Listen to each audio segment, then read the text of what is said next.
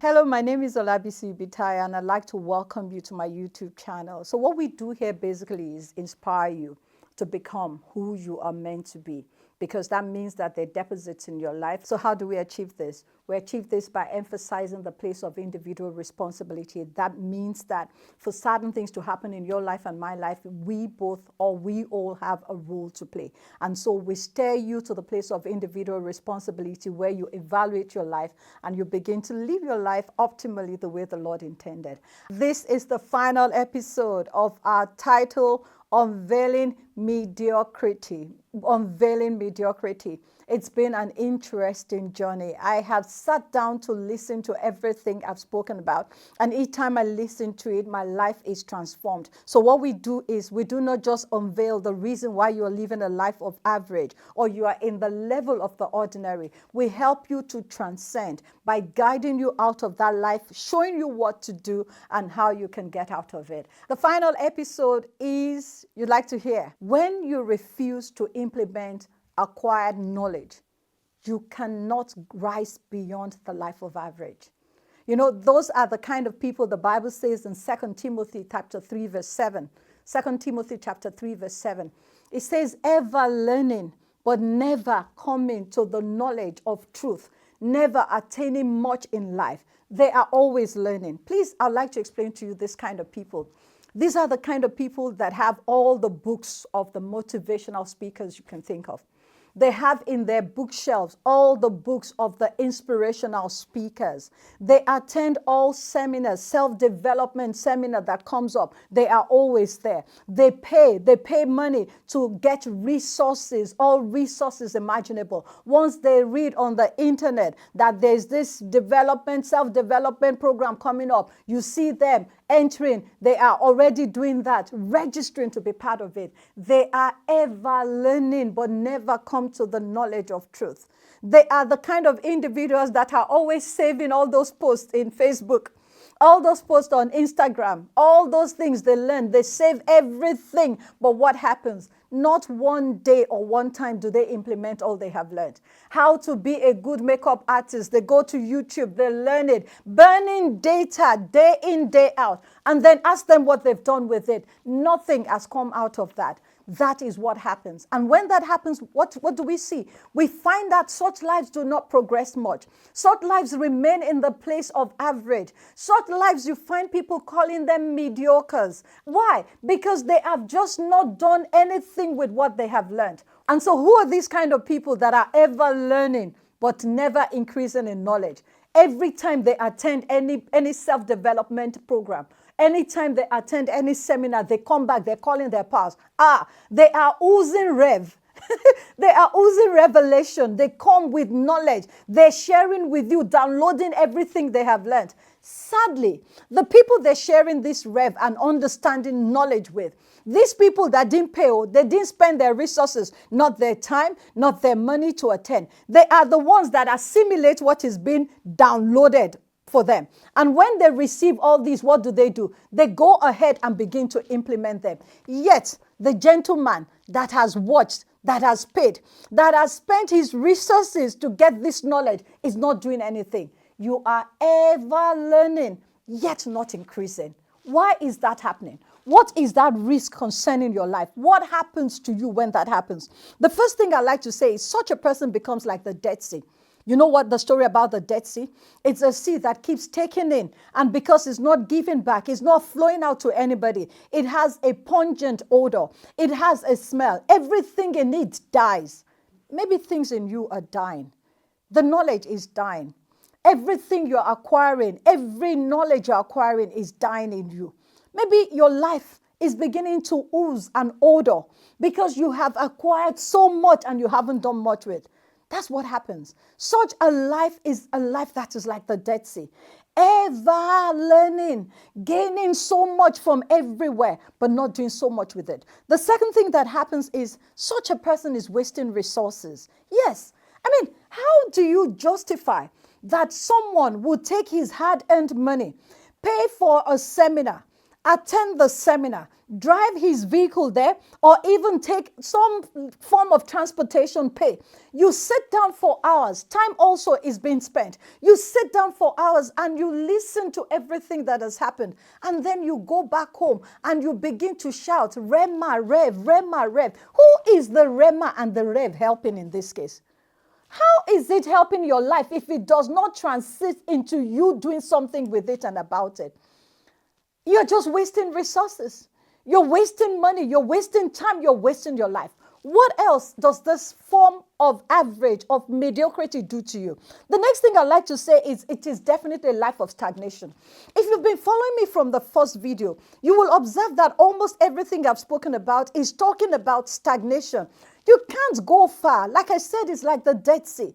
You can't go far in life if all you're doing is accumulating knowledge. Can I say this? The people who are working, who are handling all those things that you have learned also alongside you, what have they done? They have worked with this and their lives have gotten better. Maybe the reason why your life is stagnated is because you're not doing anything with your learnings. The final thing is such a person is weak in the areas of competition. Apart from stagnation, another thing that happens to such a person is what I call competitive weakness. When you fail to implement the learnings and the knowledge you've acquired, what happens? You're not able to compete favorably with others. Why?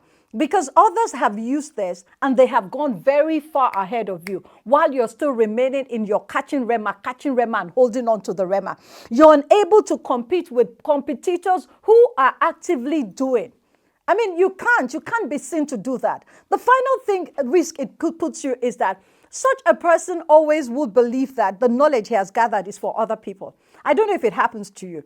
There are times you're in church and a word comes in church and they're talking about somebody being lazy or something that just you think, and then the next thing you're acquiring the knowledge, you're listening, and you're just nodding your head. You're saying, yes, I wish XYZ were here. Why are you pointing at XYZ? Why don't you take that knowledge and use it for your life first before you're thinking of another person so that you can save yourself first before you can begin to save others? This is a huge risk. These are things that happen to us when we gather knowledge and we don't do anything about it. So how do I transcend? How do I get out of this? The first thing I'd like to say is I want you to evaluate the relevance of every knowledge you've ever received or any knowledge you want to go in for.